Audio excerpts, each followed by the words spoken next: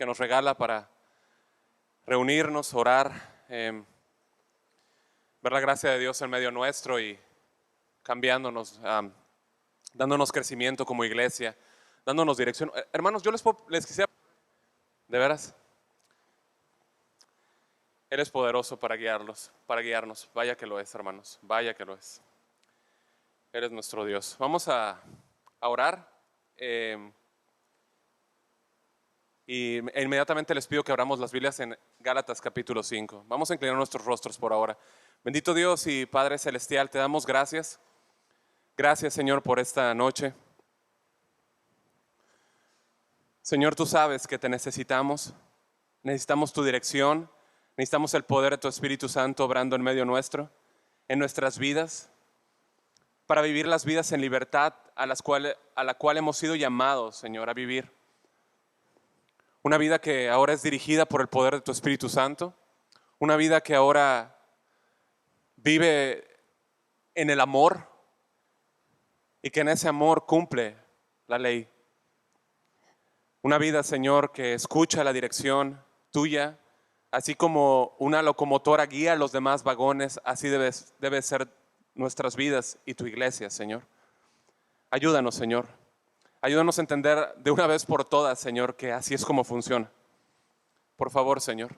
Y danos gracia para esta noche. Da gracia a los oyentes, dame gracia, por favor, para compartir lo que tú me has dado, Señor. Lo que tú has hablado, Señor, y sabiendo que tú sabes todo, Señor, y nada se oculta de ti. Pedimos gracias, Señor, y que tú seas muy honrado. Eso es lo que buscamos y es lo que queremos, Señor. En el nombre de Cristo Jesús, Señor. Su iglesia dice... Amén. Amén. Bueno, pues Gálatas 5, hermanos, si me acompañan, yo creo que llegamos ahí rápido, usted ya sabe que es donde estamos. Gálatas. Lo que queremos hacer el día de hoy es ahondar un poco más en los versículos 16 y 18. Yo vi una gran responsabilidad y la verdad es que una ventana para poder hablar del otro, un perfil o un ángulo que no habíamos tocado. O que pasamos muy por arriba, y la verdad es que no quisiera continuar a las obras de la carne sin antes pasar por ahí. Y aunque son solamente 2 versículos y ya los tocamos, tiene un profundo peso para nosotros y una amplitud en nuestro crecimiento, en la gracia, en esta carta, pero en la vida como creyentes.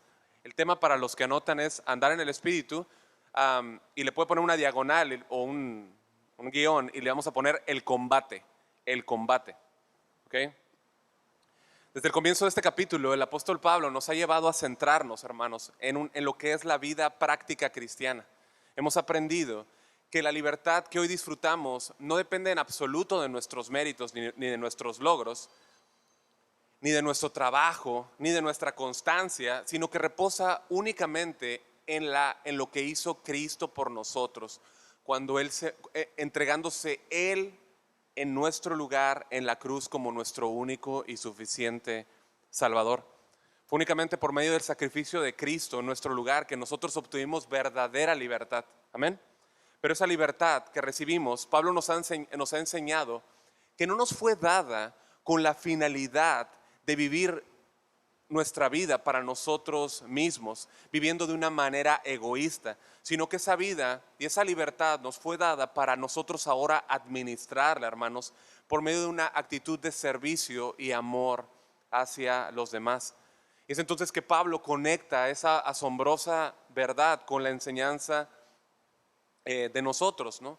O sea, esta forma práctica de cómo vivir como hijos de Dios, cómo andar diariamente, que es lo que estamos viendo de los versículos 16 al 18. No podemos perder de vista, obviamente, que los judaizantes, a quien no podemos sacar del plano, ¿no? Está claro, se habían filtrado como se filtra la humedad en las casas, ¿no? Enseñando una doctrina, ¿sí? o esta enseñanza, donde dentro de la iglesia, donde se les enseñaba que ellos podían ser bendecidos únicamente si seguían la ley, no, si observaban la ley, si la cumplían, si seguían ceremonias. Y Pablo les dice, no, así no es, ¿no? Ustedes ya fueron recibidos por el Dios de toda gracia, como cantamos hace un momento, ¿sí? Ustedes ya fueron hechos parte de su familia, ustedes no tienen que agregarle nada más, ¿no? De manera que al haber sido nosotros llamados ese es ahora el motor que impulsa, hermanos, nuestras vidas. El haber sido aceptos, el haber sido adoptados, ese es el motor que verdaderamente impulsa nuestras vidas para ahora agradar a Dios, andando en el Espíritu bajo su dirección. Y eso es lo que vimos el miércoles pasado, ¿no? Vimos las bases de lo que significa esta realidad, andar en el Espíritu, como el versículo 16 lo menciona, ¿sí? Que no es una experiencia mística, no es una experiencia esotérica, ¿no? Nada más alejado que eso, ¿no? Muchas veces se malentiende de esa forma. Eso no es andar en el Espíritu, ¿sí? Donde se enseña que ser lleno del Espíritu es hacer o dar rienda a lo que a mí se me ocurra, ¿no? Yo les hablaba de ese ejemplo ilógico que de hace unos días, ¿no? Donde ahora ungen teléfonos, ¿no? Una persona se siente y le empiezan a pasar sus teléfonos para que esa persona empiece a ungir los teléfonos. ¿Será eso caminar en el Espíritu? Ser lleno para nada, ¿no? Eso no es, ¿no? Sí.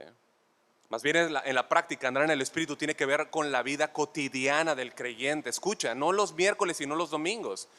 Andar en el Espíritu tiene que ver con lo que yo hago de lunes a domingo cuando estoy allá afuera, ¿sí? En cómo vivo mi relación con Dios, cómo sigo su instrucción a través de la palabra.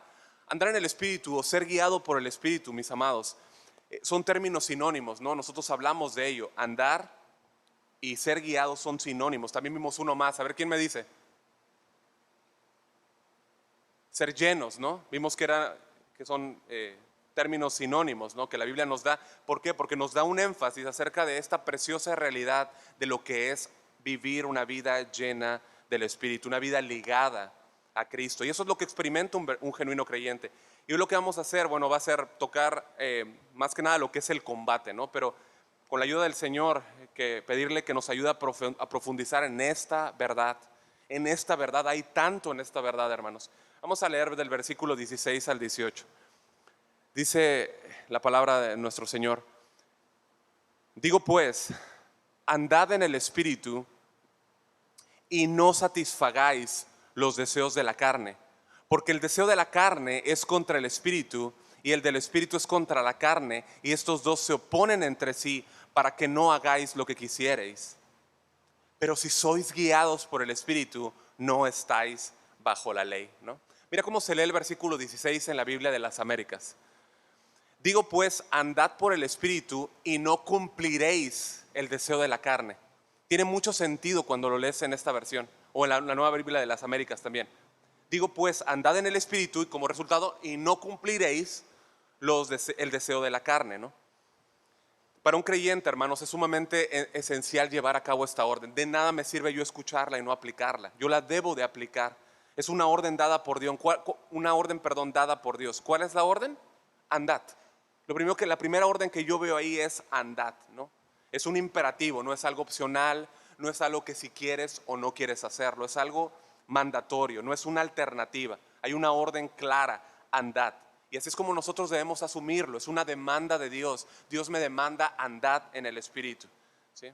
Ahora, hay algunas razones, ¿sí?, que a ti y a mí nos sirven, si eres un genuino creyente, nos sirven como un estimulante para que nosotros andemos en el Espíritu. Y número uno, para los que anotan, cuando nosotros andamos en el Espíritu, ponemos de manera práctica nuestra evidente salvación.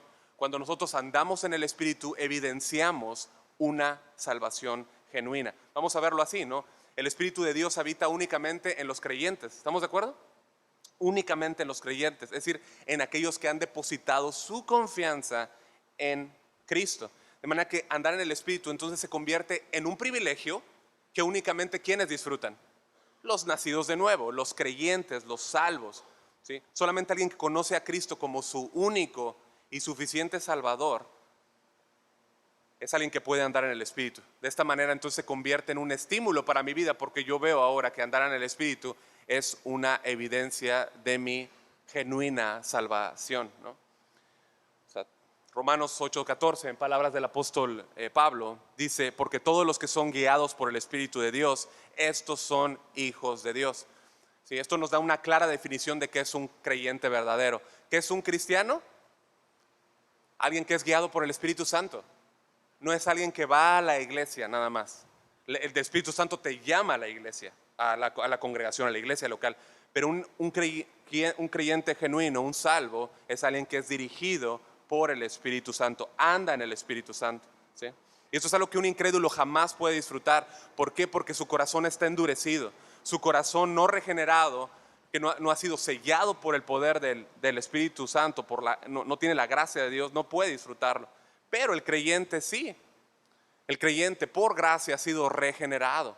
El creyente por gracia ha sido sellado. El creyente por gracia ha sido bautizado. Y todo esto por medio del Espíritu Santo, ¿sí? Así que esta es una muy buena razón para que andes en el Espíritu. Es una muy buena razón para que andes en el Espíritu. Andar en el Espíritu es un reflejo de tu genuina salvación, ¿sí? Lo que Dios ha hecho en ti. Ahora, un segundo estímulo para ti, o una segunda causante es de lo que es andar en el Espíritu, es el hecho de que tú puedas gozar del privilegio de la santificación en tu vida. Santificación en tu vida. Sabemos que hay santificación que es posicional, ¿no? Cuando Dios nos coloca, ¿verdad?, como santos, pero hay una santificación que es ¿qué? Progresiva, exactamente, va hacia adelante. Bueno, ese es el hecho de un cristiano. Un cristiano goza del privilegio de la santificación, ¿sí? Cuando Dios nos salvó a través de su Espíritu Santo, nos dio por ese mismo Espíritu Santo el regalo de la santificación. En otras palabras, el hecho de que tú y yo cada día caminemos más hacia la imagen de Cristo. Que cada día el Espíritu Santo nos forme más por medio de su palabra a la imagen de nuestro Señor, que nos va transformando ¿de qué? De gloria en gloria, para parecernos cada día más a nuestro Señor, hasta que un día seamos completamente glorificados, una vez, ¿no? Estemos ahí, una vez entremos en gloria. Y es impresionante, mis hermanos, que la santificación en nuestras vidas y el privilegio de haber sido hecho hijos proviene del mismo Espíritu Santo. O sea, el Espíritu Santo nos llamó, ¿no? El mismo Espíritu Santo nos sigue, nos regenera, y el mismo Espíritu Santo sigue obrando esa santificación. Así es como funciona el poder de Él en nosotros. Nos guía, ¿estamos de acuerdo? Y nos guía, y tú y yo, cuando seguimos su dirección, entonces comenzamos a crecer. Comenzamos a vivir una vida que a Dios le agrada, la vida que Dios desea. Pero para eso, ¿qué tengo que hacer? ¿Cuál es mi parte? Estar pegado con el Señor, estar pegado, ligado a una dirección, la dirección del Espíritu Santo para mí, ¿no? Tal como vimos el miércoles pasado en aquel ejemplo del ferrocarril, ¿se acuerdan? ¿No? Obviamente no fue solamente un ejemplo, pero vimos cómo los vagones están unidos, ¿sí?, al poder de aquella locomotora que le lleva y le guía hasta el final, ¿no? Esa es lo que yo tengo que hacer, es estar ligado a Él, siguiendo su instrucción, ¿sí? O la otra opción que yo tengo es vivir desconectado. Es vivir desconectado del Espíritu Santo, vivir desconectado de su dirección, ¿sí? Pero eso al mismo tiempo me va a llevar a dos terribles consecuencias. Una, me voy a quedar estancado. ¿Alguna vez han visto un vagón que se mueva por sí mismo? No, y eso tarde que temprano a mí lo que va a hacer que me va a descarrilar, ¿no? Siempre, ¿no? Ahora, la pregunta lógica sería, ¿qué sentido tiene rechazar, hermanos, la ayuda indispensable y necesaria que Dios me da a través de su Espíritu Santo? ¿Qué sentido tendría? ¿Tiene algún sentido? Absolutamente no, pero eso es muchas veces lo que nosotros hacemos, ¿no? No tendría ningún sentido. Una razón adicional que ahí vemos en el versículo 16, hermanos, para andar en el Espíritu, es que producto de nuestra santificación por el Espíritu Santo, viene una victoria del pecado o hacia el pecado, ¿sí? Producto de esa santificación del Espíritu Santo en mí, yo tengo como finalidad o como resultado una victoria sobre el pecado, y esa queda evidenciada. Y les leo una vez más el versículo 16. Digo, pues andad en el Espíritu y no cumpliréis el deseo de la carne. ¿Puedes ver la victoria ahí? No cumpliréis el deseo de la carne, ¿sí? Entonces, el punto de lo que explica este versículo es que si tu atención está en estar conectado al Espíritu Santo, ¿sí?, no conectado con otras cosas, sino que estoy conectado con el Espíritu Santo, ¿sí?, como la fuente de poder, como ese centro de esa fortaleza. Y ojo aquí, nunca estoy diciendo, el Espíritu Santo es Dios, amén. Amén, porque El Espíritu Santo es Dios. Ahí hablamos de eso, pero hay otras religiones que lo mencionan como una fuerza. ¿Estamos de acuerdo? Si mis ojos están puestos en Dios, la tercera persona, están siendo dirigidos, por la tercera persona de la divinidad, ¿sí? Como la fuente de poder de mi vida, yo no voy a tener tiempo para estar meditando en el pecado. Yo no voy a tener tiempo para estar meditando o perdiendo mi tiempo en cosas que solamente me llevan a satisfacer mi carne. Vas a tener mucho más claro acerca de lo que significa ese combate dentro de ti si estás pegado, ligado, atento a la dirección del Espíritu Santo. Vas a ver e identificar esa pelea, esa lucha entre la carne y tu espíritu, entre la carne y el Espíritu. ¿Sí? Así que nosotros, hermanos, tenemos el precioso privilegio de que el Espíritu Santo, como dije, la tercera persona de la divinidad está obrando desde dentro, ¿no? Como dice un pastor, no tenemos al entrenador afuera diciéndonos, ¿no? Sino lo tenemos dentro de nosotros guiándonos, ¿sí? Es de Él y tenemos la orden de ser llenos de Él, obedeciendo su dirección. Como vimos, significa estar siendo llenados constantemente de la palabra que Él inspiró, ¿sí? Entonces, cumpliendo esta orden, ¿no? Andando en Él, siendo guiados por Él, siendo llenos de Él, ¿no? Vemos ese privilegio que Dios ha dispuesto para todos los creyentes, ¿sí? Sin embargo, hermanos, andar en el Espíritu, y aquí nos introducimos, ¿cuántos pueden decir que es algo sencillo? Es complicado, es complicado. Nosotros lo hacemos complicado. Pero en realidad, o sea, si lo vemos en términos, es algo complejo, es algo, no es sencillo, ¿okay? No es sencillo, ¿okay? En la práctica se vuelve complicado. Y de eso es exactamente lo que Pablo nos va a hablar ahora en el versículo 17, ¿no? Hace un énfasis en esto, ¿no? Y es en lo que nos vamos a enfocar esta noche. Versículo 17 dice, porque el deseo de la carne es contra el espíritu, y el del espíritu es contra la carne, y estos se oponen entre sí para que no hagáis lo que quisieres, ¿sí? O sea, algo que nos deja ver de manera muy clara este versículo, ¿qué es? Que hay una batalla, hay una pelea, ¿no? Hay un combate. Lo hay, ¿no? Hay un enfrentamiento, una oposición en nosotros, y eso es algo que nosotros no debemos de desconocer. Lo tenemos acá, pero necesitamos que baje acá. ¿Estamos de acuerdo? Necesitamos conocerlo. Muchas veces tendemos a echarle la culpa a los demás.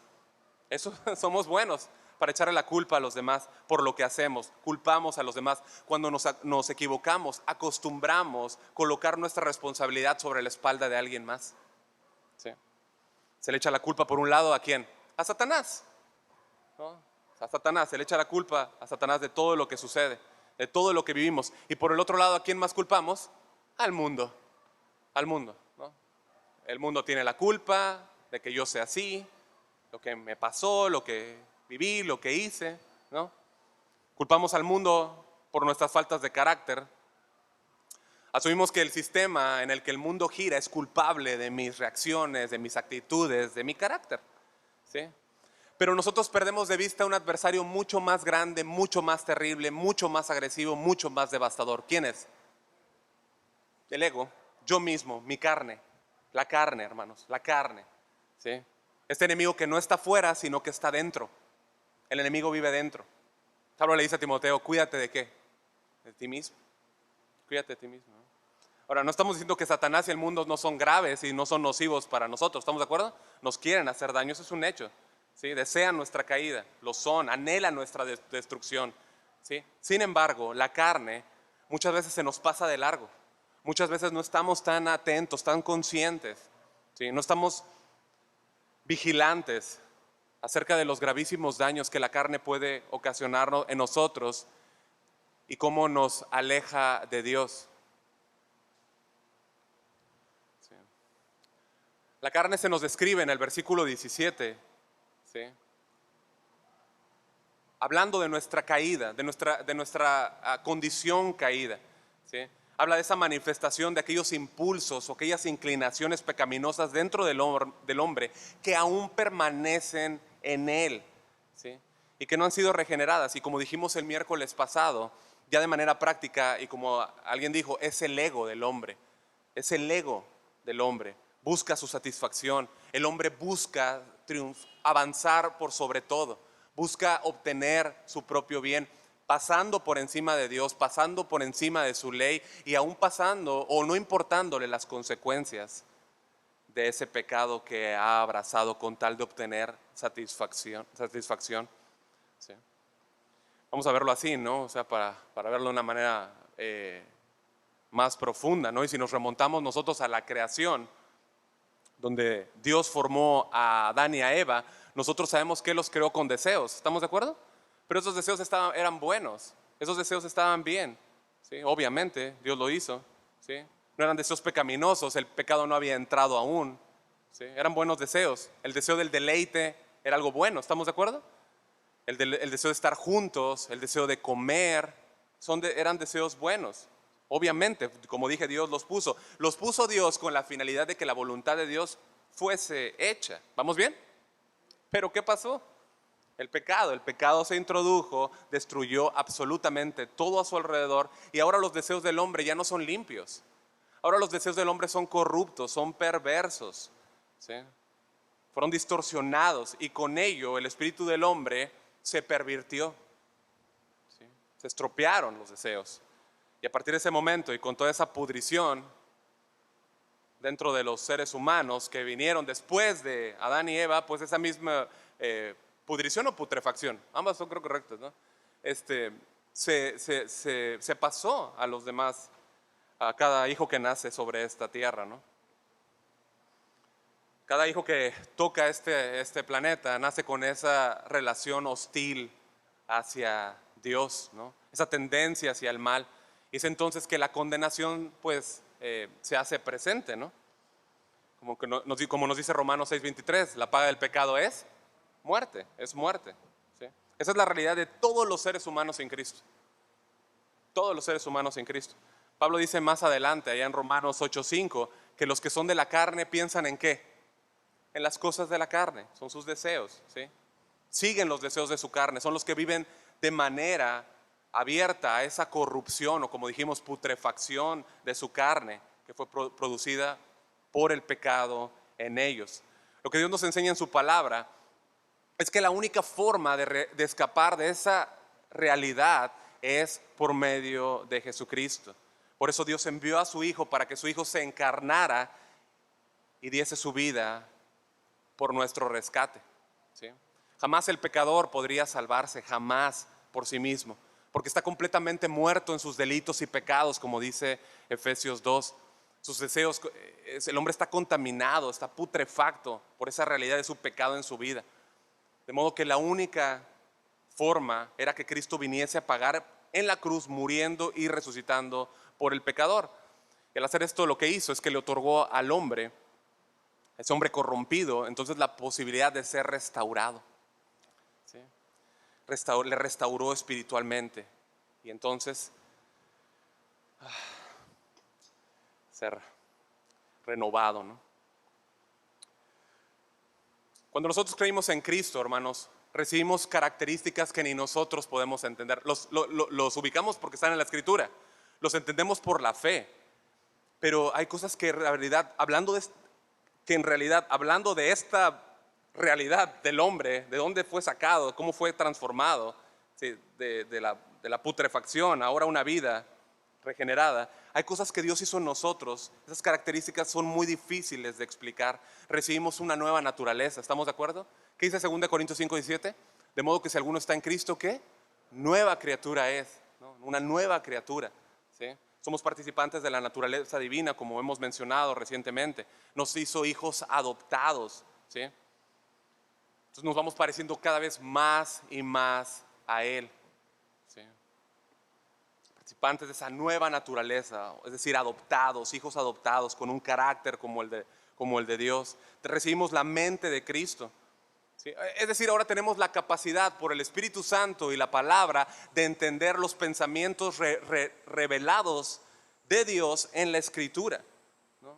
Fíjate todo lo que hemos recibido, hermano, ¿no? Ahora, aunque el espíritu del creyente ha sido completamente restaurado, esto es muy importante, ha sido restaurado el espíritu por la muerte de Jesucristo, ¿sí? Por su resurrección, la verdad es que tú y yo incurrimos en pecado, ¿sí o no? Incurrimos en pecado. Y la razón es porque en nosotros todavía hay un remanente de ese viejo hombre, ¿sí? En nosotros aún están los residuos de ese hombre no regenerado, y a esto es a lo que se le llama carne, ¿sí? El creyente ha recibido, como mencionamos, lo que Pedro dice, esa nueva naturaleza divina, ¿sí? Es decir, el creyente ya no tiene esa naturaleza pecaminosa, ¿sí?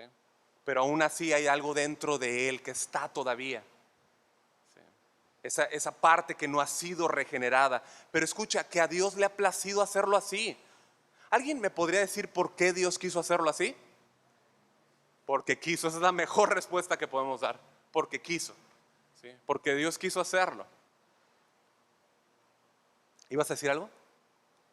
Porque Dios quiso hacerlo, así fue, ¿no? ¿Por qué cuando creímos no nos restauró completamente y perfectamente, es decir, sin ninguna inclinación al pecado? ¿Por qué no lo hizo así de un momento? Es decir, porque yo todavía sigo teniendo esas inclinaciones al pecado? ¿Por qué? Y tú también, ¿verdad que sí? ¿Por qué? Te preguntas, ¿no? Es difícil saberlo, pero algo posible o una respuesta posible es que Dios lo haya hecho y haya dejado esto para que aún en la carne todavía nosotros podamos reconocer lo maravilloso y asombroso de nuestro Dios, lo misericordioso, y seguir cantando: Dios de toda gracia, Dios de toda gracia, su justicia.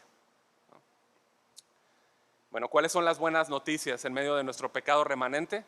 Bueno, que tenemos la seguridad y la promesa dada por nuestro Dios que un día todo ese pecado que hoy vemos ya no estará. Seremos perfectamente perfeccionados, valga la redundancia. Ve conmigo por favor a Romanos 6:6. Romanos 6:6.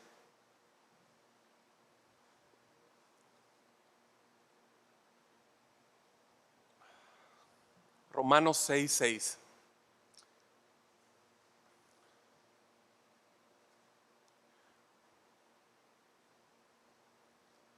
¿Quieres que te presten una Biblia? ¿Quieres que te presten una Biblia? ¿Te pueden prestar una? Por favor. Al último tú la puedes regresar. Sí. Romanos 6:6. Dice el apóstol Pablo, sabiendo esto, que nuestro viejo hombre fue ¿qué? Crucificado juntamente con él, ¿sí? A que lo que se refiere es que juntamente con Jesús, ¿sí? El viejo Pietro murió con Cristo, fue aniquilado, fue muerto, ¿sí? Pero yo lo que noto es que quedan esos viejos recuerdos, esos hábitos de ese viejo hombre que está ahí crucificado, ese hombre maligno, quedan esos hábitos, ¿sí? Pero el nuevo hombre ya está ahí, o sea, ya no está el viejo hombre en control, ¿sí? El viejo hombre murió. ¿Para qué? ¿Qué dice la escritura? Para que el cuerpo del pecado, ¿qué? Sea destruido. Ahora, ¿está en qué tiempo el verbo? ¿En futuro o pasado? ¿En qué? En futuro, ¿no? Sea, ¿no? Va a ser destruido, ¿no? Sea destruido, dice la palabra. O sea, quiere decir que al creer en Cristo, nuestro espíritu fue hecho perfecto. ¿Lo habías visto así? ¿Lo habías entendido así? Nuestro espíritu fue hecho perfecto, fue completamente perfecto. Y cuando Cristo regrese por nosotros, lo que Él va a hacer ya no va a ser cambiar nuestro espíritu. ¿Estamos de acuerdo? ¿Qué es lo que va a cambiar? Nuestro cuerpo. Porque nuestro espíritu dentro de nosotros ya está hecho. Done, acabado. Él lo hizo en una vez y para siempre, ¿sí? ¿Qué evidencias o qué seguridad tú tienes de que Dios va a hacer esto? Bueno, que Él ya empezó esa obra en ti. Él ya lo hizo. La de adentro ya está. Él ya lo hizo. Ya lo hizo. Es solamente cuestión de tiempo. El reloj de arena está sobre tu carne para que Dios lo haga, ¿sí? Solo cuestión de tiempo. El viejo hombre fue crucificado, ¿sí?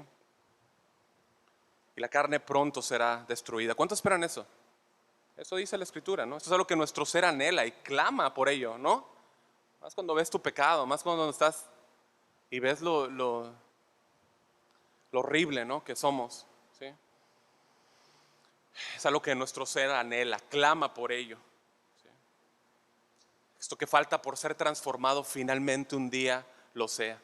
Mira conmigo, vamos a movernos un poquito ahí en la carta de Romanos. De hecho, no tengo un dedo en Gálatas, pero estamos ahorita aquí en Romanos. 2 capítulos más adelante, nada más brevemente, capítulo 8, versículo 23. Pablo expresa este deseo nuestro, y este es el deseo que todo genuino creyente tiene, ¿no? No puedo andar ahorita mucho en cuestión de tiempo, pero Romanos 8:23 en la parte B dice, nosotros también gemimos, igual que ¿qué? Igual que la creación. Está en el versículo 21. ¿Por qué? Porque la creación gime, ve el Edén y ve lo que hay ahora y gime para que esto vuelva, ¿no? Dice, nosotros gemimos igual dentro de nosotros mismos, esperando la adopción, la redención de nuestro cuerpo. La redención de nuestro cuerpo, ¿sí? Pero lo que quiero que notes ahí es que esperamos la redención ¿de qué? ¿De nuestro espíritu o de qué dice ahí? De nuestro cuerpo, porque nuestro espíritu ya está hecho, ya fue hecho. ¿Qué mayor evidencia o qué mayor seguridad necesitamos? ¿Sí? Ya está listo nuestro espíritu. Entonces, ¿a dónde nos lleva todo esto, hermanos? Bueno, en la práctica, a entender que hay un combate dentro de nosotros. Hay una guerra civil que se lleva a cabo dentro de nuestros miembros, ¿sí? El Espíritu Santo ha restaurado nuestro espíritu, pero la carne está activa, está viva ahí, ¿sí? Está ahí, con sus deseos. Esa pelea entre la carne, ¿no? Esa parte de la carne que funciona aparte del Espíritu Santo. No se quiere someter, no quiere estar ahí, ¿no? Tiene todo el deseo hacia el mal y pelea con el corazón del nuevo creyente. Pelea con esa obra hecha por el Espíritu Santo a través del nuevo nacimiento, que quiere andar en el Espíritu. De forma que tú y yo vamos a estar enfrentando reciamente esa batalla. ¿Cuánto tiempo? Toda nuestra vida, toda nuestra vida. Peleamos en diferentes cosas, ¿sí? El Espíritu quiere escuchar la palabra, tu carne se anda durmiendo, ¿no? Quisiera que veamos juntos cómo se ve esa pelea en nuestras vidas, en palabras del amado apóstol Pablo. Regrésate un capítulo, por favor, a Romanos 7. Romanos 7. Y veamos solamente pues algunas características de este conflicto. Romanos 7, 18, y vamos a leer hasta el 20. Dice, ya estamos, yo creo, ¿no? Este fue un capítulo atrás. Dice, y yo sé que en mí, esto es, en mi carne no mora el bien, porque el querer el bien está en mí, pero no el hacerlo. ¿Sí? O sea, nota cómo aquí el apóstol Pablo ¿de qué está hablando? Del combate. Está hablando de esa pelea, de esa lucha, ¿sí? O sea, yo quiero hacer lo que debo hacer, pero no puedo. Está mi carne se resiste, mi carne no quiere. Dice no. Porque no hago, versículo 19, el bien que quiero, sino el mal que no quiero, eso hago. Y si hago lo que no quiero, ya no lo hago yo, sino que el pecado que mora en mí. ¿Sí? O sea, Pablo se está refiriendo aquí al pecado como algo que se encuentra, ¿sí? Al mismo tiempo ajeno, pero al mismo tiempo algo que está ligado a él. Está ajeno, pero lo ves como está ligado, vinculado a él. Ves ese combate, esa rivalidad hostil que es real en su vida. Y mira cómo él expresa el anhelo, ¿no? De que eso ya acabe, ya. ¿Cuántos le han dicho a Jesús, Señor, ya? Ve cómo lo expresa el mismo apóstol en el versículo 20. Salta al 24, por favor. Miserable de mí, ¿quién me librará de este cuerpo de muerte? O sea, tú puedes ver el tono de esa declaración del apóstol. Él está desesperado. Tiene una desesperación para que su ser sea liberado, ¿sí? O más bien por ser liberado, corrijo, ser liberado de esa guerra que nos describe aquí, ¿sí? De que el espíritu que ha sido restaurado sea liberado de esa atadura y ese yugo de la carne, de esas perversas inclinaciones que tiene, de esas luchas, ¿sí? Que enfrenta rudamente y reciamente el uno contra el otro. Pablo dice, ya basta, ya. Para entender esta lucha mejor, nosotros la podríamos aplicar a lo que algunos comentaristas o algunos estudiosos, ¿no? Enseñan, ¿no? Acerca de esta declaración, ¿no? Pablo era ¿de dónde? de Tarso, ¿no? Saulo de Tarso, ¿no? Y se cree que allá en Tarso había un hábito, ¿no? Había sí, un hábito, una costumbre que estaba muy arraigada. Había un clan o un grupo, o otro nombre que le quieras poner, pero que lo que hacían era que cuando alguien asesinaba a alguien, a alguien más, eh, a ese asesino lo amarraban de cuerpo completo con el cuerpo del que había asesinado, con el muerto, ¿no? Los amarraban, de modo que no se pudiera mover, ni un solo mirando completamente. A veces también otros mencionan que de espaldas. Sea como sea, el propósito era este, que a medida que el cuerpo muerto se iba descomponiendo y la putrefacción avanzaba y con ello las infecciones, estas se pasasen al cuerpo del asesino y que entonces este hombre fuera absorbiese la corrupción de este cadáver. ¿Sí? Y no sabemos si eso es lo que estaba sucediendo, ¿no? En la mente de Pablo cuando dijo esto. Pero expresa muy bien lo que pasa con nosotros, ¿no? Esa pudrición en nuestras vidas, cómo vemos esa lucha y clamamos, ¿quién me librará de este cuerpo de muerte? ¿Sí? Y Pablo no lo da como ese clamor no lo da como si estuviera en duda o como si estuviera sin ánimo, sino es el clamor de alguien que anhela ser liberado. ¿Sí? No puede hacerlo él. Él no dice, date cuenta que no dice, ¿cómo me voy a librar de este cuerpo de muerte? Sino dice, ¿quién me librará? ¿Quién me librará? ¿Sí? Él mira hacia el horizonte, ¿no? Después de todo lo que está viendo, él mira hacia el horizonte y ve a su Señor. Mira el versículo 25. Ve a Cristo y dice, gracias doy a Dios por Jesucristo, Señor nuestro. Así que yo mismo con la mente sirvo a la ley de Dios. Se habla de esa obra interna, más con la carne a la ley del pecado, ¿no? Él ve esa lucha, una lucha real, ¿sí? Pero ve a Jesús y da gracias a Dios por la victoria que Él le ha dado por medio de Cristo. ¿Sí? Él la ganó en la cruz, mis amados. Él la ganó en la cruz por nosotros. Y mientras peleamos en esta vida con nuestra carne, Él está peleando con nosotros, por nosotros. ¿Cómo lo hace?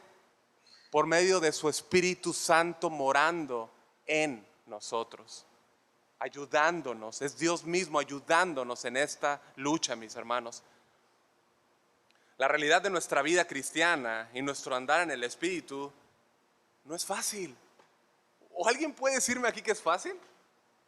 No es fácil, no es fácil, no es fácil y Dios lo sabe. Enfrentamos un gran combate y como cristianos no debemos de estar ajenos a esto. Si no estamos viviendo vidas en el Espíritu y dirigidas por Dios, es porque lo sabemos, pero no lo sabemos al mismo tiempo. Lo entendemos, pero no lo entendemos acá. Es por eso. Por eso Pablo quiere que sepamos entonces que estamos en una lucha. Es verdad, es real. Y si quieres hacer lo correcto, tu nueva naturaleza te lleva a avanzar a lo que Dios quiere, ¿sí o no? Te lleva y quiere llevarte no, pero ¿qué dice tu carne? No, no, no, no, no. ¿A dónde vas? ¿A dónde vas? No, no te dejo. ¿Sí? Y por otra parte, ¿qué hace tu carne? Quiere satisfacerse, quiere seguir sus inclinaciones, ¿sí? Quiere darle vuelo a la hilacha, ¿no? Como dice. ¿Sí? Y el Espíritu Santo te reprende y te dice, hey, te estoy viendo, no hagas eso. No. ¿Sí o no? Él nos habla. ¿Sí? Pues esa es la realidad de un verdadero creyente. Ahora, una persona no salva no enfrenta esas luchas. Una persona que no es cristiana no enfrenta estas luchas que estamos hablando. Para nada. No tiene esos conflictos. Quizá en algún momento puede tener ciertos sufrimientos porque su ética o su moral se han visto afectadas. O simplemente tiene que enfrentar las consecuencias de aquella falta que tuvo que quedó a descubierto y ahora ve las consecuencias. Simplemente eso.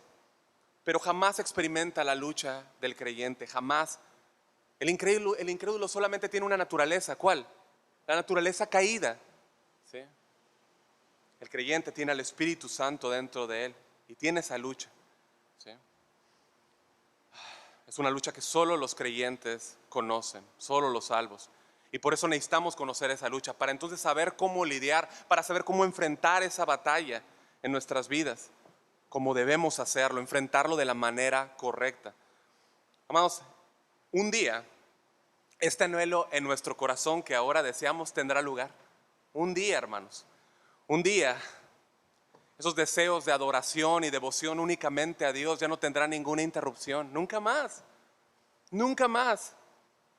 Pero mientras tanto tenemos que estar conscientes de este combate. Necesitamos estar despiertos, echando mano de lo que Dios nos ha provisto.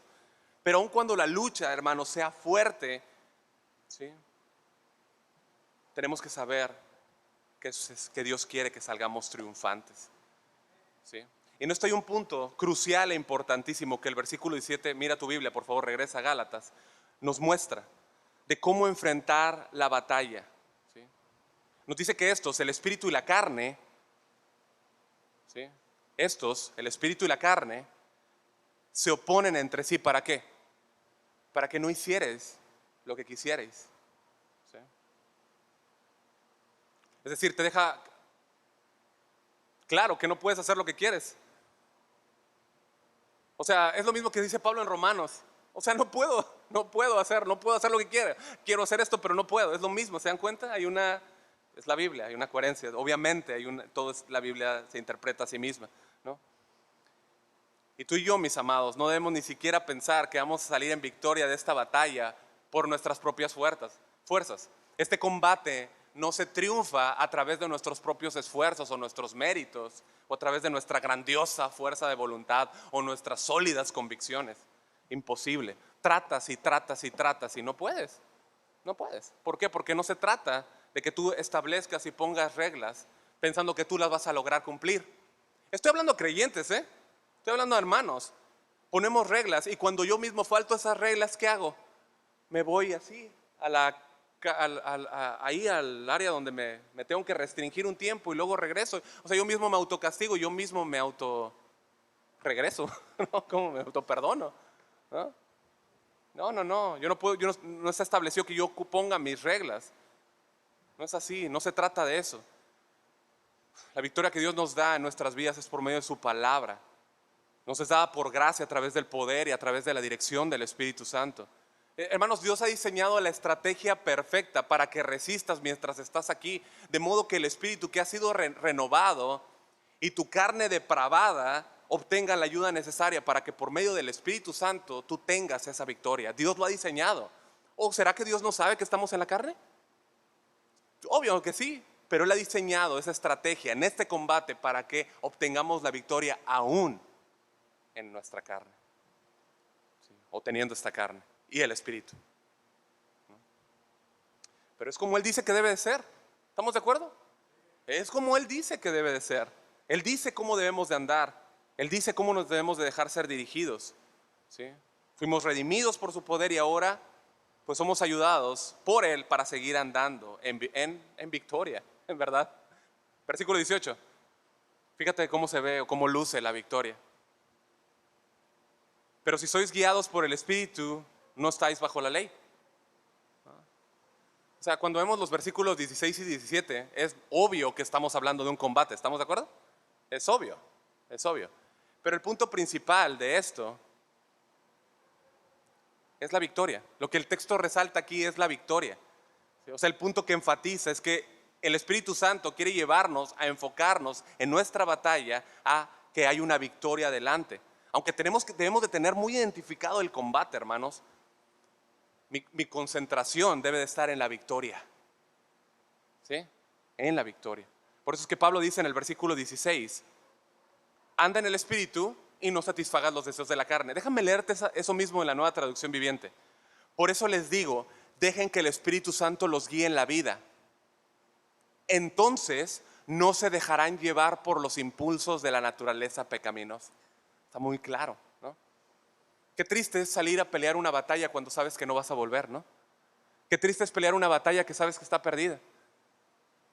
Pero lo que nos dice el texto es, o sea, tú puedes salir triunfante si andas en el Espíritu. Es lo que nos está diciendo el versículo 16. Esa es la idea del texto. Tú puedes salir triunfante, o sea, si andas en el Espíritu. ¿Puedes verlo? Si andamos en el Espíritu, hermano, no vamos a dejar que nuestros deseos tomen la dirección de nuestras vidas. Al contrario, lo que vamos a hacer va a ser sujetarlos. Vamos a reducirlos. ¿Sí? La enseñanza que Pablo nos da aquí es que cuando caminamos en el Espíritu, nosotros vamos a derribar aún esos deseos que pelean con nuestra carne. No nosotros, sino Cristo en nosotros. Amén. Su Espíritu Santo en nosotros. ¿Sí? Y esos deseos nuevos ahora estén enfocados en Dios, en su palabra. En ese momento, esos deseos nuevos, cuando yo doy lugar a esos deseos, entonces lo que hacen es que relegan o reemplazan esos deseos pecaminosos, esos deseos que quieren tomar lugar, ¿sí? Esos deseos ruines, ¿sí? Que le encantan a nuestra carne. Y nuevamente, no estamos diciendo que no hay una guerra, está ahí, ¿estamos de acuerdo? Está ahí. Pero lo que nos enseña el Espíritu Santo es que podemos ganarla por medio de Él, pero tenemos que estar, ¿qué? Conectados y dependientes a Él, hermanos. ¿Sí? O sea, déjame ponerlo así, cuando tú estás en esas batallas o en esas luchas, lo que tienes que hacer es poner un freno de mano en ese momento y reconocer que para esa lucha que estás enfrentando ya hay provisión de Dios. ¿Cuál es la provisión? La ayuda del Espíritu Santo, su guianza. ¿Sí? Pero lamentablemente en severas ocasiones lo que hacemos es dejar a un lado esa ayuda, es menospreciar esa ayuda. ¿Sí? Decidimos hacer lo que a nosotros nos parece mejor, nos desligamos de esa ayuda. Esa ayuda que puede darnos la victoria la hacemos a un lado, la hacemos a un lado. Por eso lee con atención, ¿no? Pablo dice que sí hay una lucha, Gálatas 5:18. ¿Sí? No está diciendo que no, ¿estamos de acuerdo? Pero, dice el versículo 18, pero si sois guiados por el Espíritu, ahí está ese pero. Hay una lucha, pero si sois guiados por el Espíritu, ¿no? Y este mismo pero podrías aplicarlo al versículo 16, pero si andas en el Espíritu. O aplicarlo a lo que vimos en Efesios, pero si eres lleno del Espíritu. ¿Te das cuenta? Son tres formas en las que Pablo nos comunica esa relación con el Espíritu Santo y el creyente. Ya nos habló de andar en el Espíritu, ¿sí? ¿Sí o no? Ya nos habló de ser guiados en el Espíritu. Ya vimos lo que es ser llenos del Espíritu, ¿sí? Pablo las ocupa en diferentes aspectos, ¿sí? No, pudo haber usado el mismo término, ¿estamos de acuerdo? Pero no lo hizo. No lo hizo porque hay ciertas características que la Biblia quiere que entendamos. ¿Sí? Y cuando aquí usa la palabra guiado, es diferente que la de andar, obviamente, y es diferente que la palabra ser lleno. Y el punto de esta palabra es que entre sus muchos significados, ¿sí? Estaba viendo significados, pero una de ellas es dirigir. Es dirigir. Es la misma palabra que nosotros vemos en la carta a Romanos, ¿sí? Es la misma palabra. Romanos 8:14. ¿Sí? Porque todos los que son guiados por el Espíritu, estos son hijos de Dios. Es la misma palabra. ¿Sí? Es la misma palabra. ¿Sí? Esta palabra, o sea, lo que nos habla es de liderazgo. O sea, lo que nos quiere hablar Pablo en Gálatas es el liderazgo. Es la autoridad del Espíritu Santo en nuestras vidas. ¿Sí? O sea, cuando tú escuchas andar, tú podrías escuchar que es como a la par, ¿no? ¿Sí o no? Sí, vamos, sígueme, andar es como andar a la par. Pero cuando yo digo seguir, yo no estoy a la par con él. O sea, no soy igual, ¿me entiendes? Obviamente, no soy igual, ¿no? Yo no soy un igual a Él, me someto al Espíritu Santo, me someto a su soberana dirección. ¿Sí? Cuando nosotros vemos ahí, porque todos los que son guiados por el Espíritu, esos son hijos de Dios, podríamos cambiarle el orden y entonces poner los que son hijos de Dios, son guiados por el Espíritu. Es lo mismo, está hablando de lo mismo. Y qué equivocados estamos, hermanos, porque en la práctica realmente pensamos y hacemos lo que queremos. Y concluimos que el Espíritu Santo va a llevar a cabo todo aquello que nosotros ya queremos. Alguien que es guiado, podemos entender lo que es alguien que cede su lugar. Es alguien que está dispuesto a entregar su lugar a una autoridad. ¿Sí? Es alguien que es dirigido por una autoridad. La entrega. Hermanos, ¿cuánto más entregar esa autoridad a aquel que nos santificó, a aquel que nos renovó, ¿sí? Y que entonces Él impulse y dirija nuestras vidas. Hermanos, el Espíritu Santo tiene todo el poder para dirigirnos. Por eso yo preguntaba al principio, ¿verdad creemos que el Espíritu Santo puede dirigirnos? ¿Sí? Muchas veces con nuestra cabeza sentimos que sí, pero en nuestra práctica decimos que no, así lo hacemos, ¿sí? Nos rehusamos a dejarnos guiar. Y el Espíritu Santo, quien inspiró la palabra, se revela en ella como el Espíritu de verdad, que nos guiará a toda la verdad. Eso fue lo que dijo Jesucristo antes de su arresto, ¿se acuerdan? Él los va a guiar a toda la verdad. Pero cuando venga el Espíritu de verdad, Juan 16:13, Él os guiará a toda la verdad, ¿sí? Él vino a guiarnos. O sea, ¿tú quieres ver un hermano maduro? ¿Quieres ver un hermano cristiano? Es aquel que se deja dirigir. Si queremos ser maduros, mi madurez se describe por cómo yo soy dirigido por el Espíritu Santo, ¿sí? No a través de actos proféticos o a través de cosas raras, ¿sí? Sino cómo y cuánto soy dirigido por el Espíritu Santo a través de su palabra, ¿sí? Ser dirigido o ser guiado por el Espíritu Santo se subraya con doble y triple línea, hermanos, ¿sí? Marca la autosuficiencia, marca la anticipación del Señor. Es decir, esa iniciativa que el Espíritu Santo tiene para llevarnos, marca el poder de Dios, marca su autoridad. Pero al mismo tiempo, si yo digo que Él me dirige, eso en automático a mí me marca como alguien que se somete a la autoridad de un superior para dirigirme, ¿sí? Hay un último aspecto que nosotros vemos en este texto y que no podemos dejar pasar de largo. Dice, pero si sois guiados por el Espíritu, ¿qué dice? ¿Qué dice? Si no estáis bajo la ley, ¿no? ¿A qué se refiere Pablo con esto? Que si soy guiado por el Espíritu no estoy bajo la ley. Bueno, ya hemos marcado, ¿no? Y seguiremos marcando que no está diciendo Pablo, o sea, Pablo no está diciendo de ninguna forma que nosotros no tenemos responsabilidad con cumplir y obedecer la ley de Dios. ¿Estamos de acuerdo? No para salvación, pero sí tengo una responsabilidad. De hecho, mira el versículo 13. ¿Sí? Mira un momento, ¿no? Dice, porque vosotros, hermanos, a libertad fuisteis llamados, solamente que no uséis la libertad como ocasión para la carne, sino servíos por amor los unos a los otros, porque toda la ley en esta palabra se cumple. Amarás a tu prójimo como a ti mismo. ¿Sí? O sea, en base a esto podemos sacar serias, firmes conjeturas, ¿no? Como esto, o sea, no estar bajo el yugo de la ley escrita, ¿sí? No quiere decir de ninguna manera que yo no tenga compromiso o responsabilidad con obedecer la ley. ¿Estamos de acuerdo?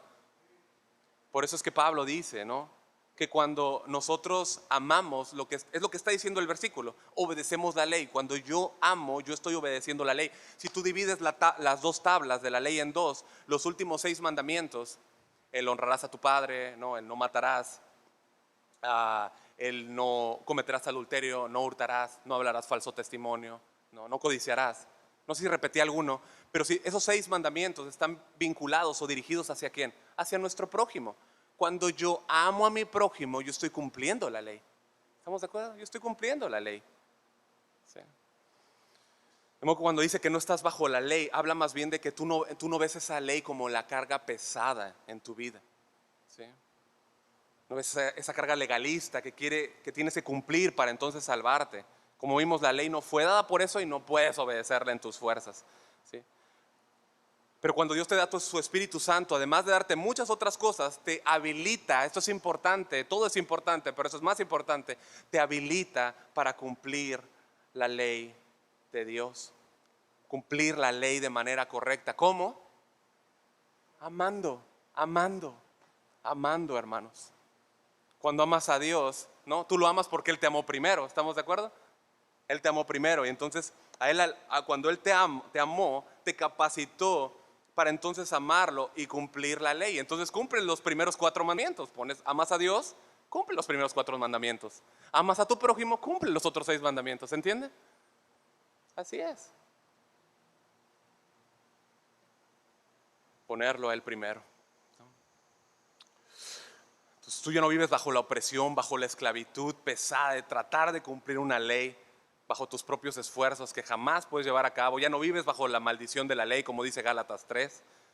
¿Sí? No tienes que cumplir cada letra, cada punto de la ley, sino que Dios ahora, por medio de su Espíritu Santo, te ha habilitado desde adentro para cumplirla de forma natural y voluntaria, haciendo las obras correctas.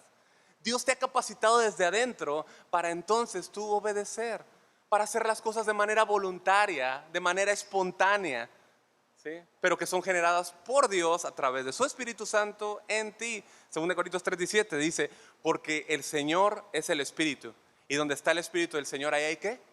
Libertad. Hay libertad, hermanos. ¿Sí? Libre, ya no tengo que cumplir, ya no tengo una carga de cumplir la ley. He sido libre del peso de esa carga.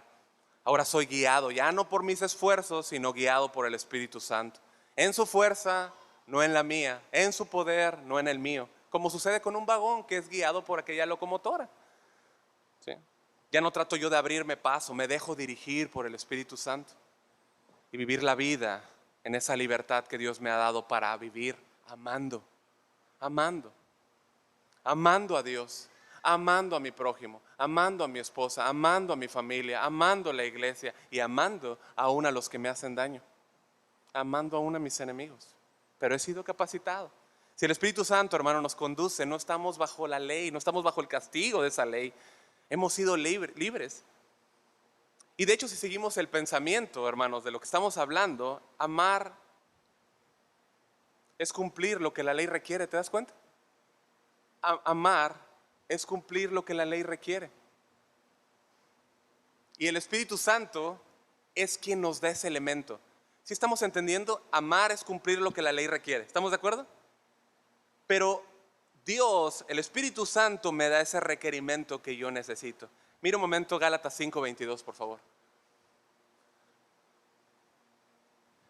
Dice, más el fruto del Espíritu es, ¿qué dice? Amor. ¿No? Amor. Y vamos a entrar ahí más ampliamente, ¿no? Pero Dios quiso iniciar de esa forma, el amor, ¿no? El Espíritu Santo produce en nuestras vidas el amor. ¿Sí? Y ya vimos que en el versículo 13 el apóstol Pablo nos dice que el amor cubre la ley, cumple a la ley. ¿Estamos de acuerdo? Entonces esto es maravilloso, mis hermanos, porque el motivo, ¿sí?, por el cual nosotros no vivimos bajo la esclavitud de la ley es porque al habernos Dios salvado nos dio todo lo que demanda la ley, el amor. El amor. A través de su Espíritu Dios nos dio todo lo que requerimos para vivir correctamente. El amor, es el amor, hermanos.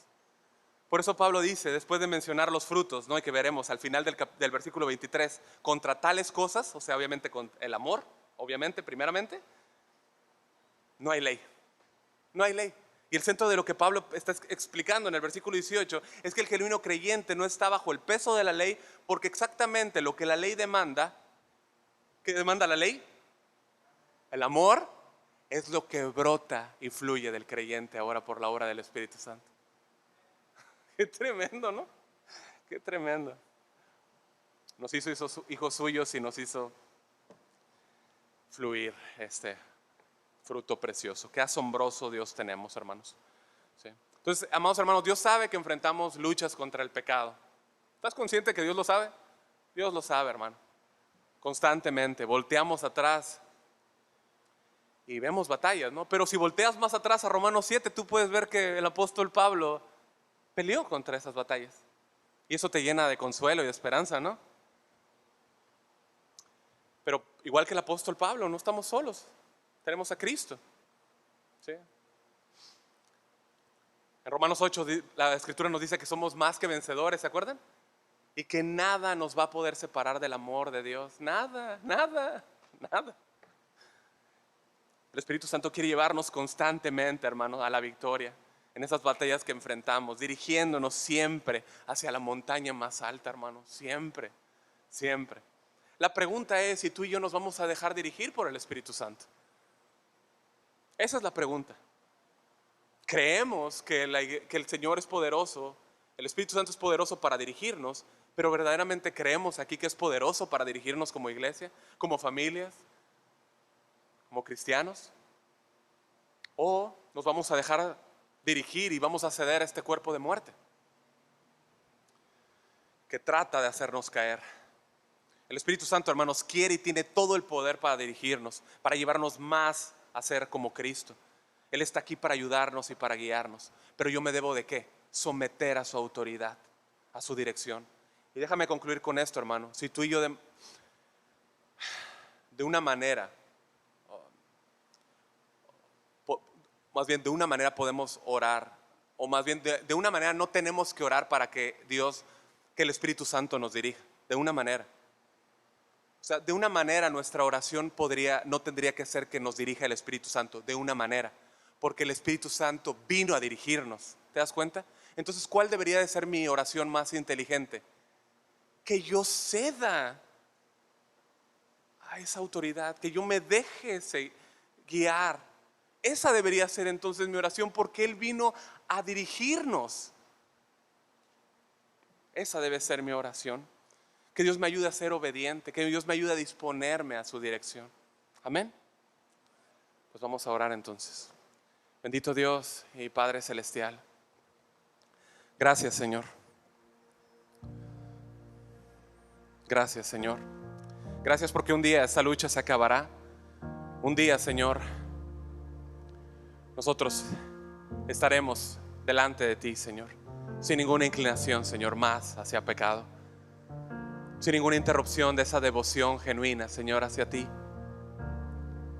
Pero Dios, gracias, gracias, porque cuando yo pregunto ¿quién me librará de ese cuerpo de muerte?, yo puedo ver hacia la cruz y ver mi viejo hombre crucificado ahí también. Y que lo que ahora veo es solo cuestión de tiempo, Señor, para que sea transformado. Gracias, Señor. Queremos que nos dirijas, Padre, por medio de tu Espíritu Santo, para parecernos al Hijo. Ayúdanos, por favor. Ayúdanos a disponernos y someternos a tu soberana autoridad. Por favor, Señor, tú eres poderoso para dirigirnos. Ayúdanos, por favor, y ayúdanos a echar mano de la ayuda que tú ya has provisto, Señor. Bendícenos, Señor, y guíanos con tu poderoso Espíritu Santo. Gracias. Y todo esto lo pedimos en el poderoso y dulce nombre de Cristo Jesús. Y la iglesia dice: amén. Amén. Bien, hermanos, estamos despedidos. Que Dios les bendiga. Que tengan una bonita noche. Gracias por escuchar atentamente.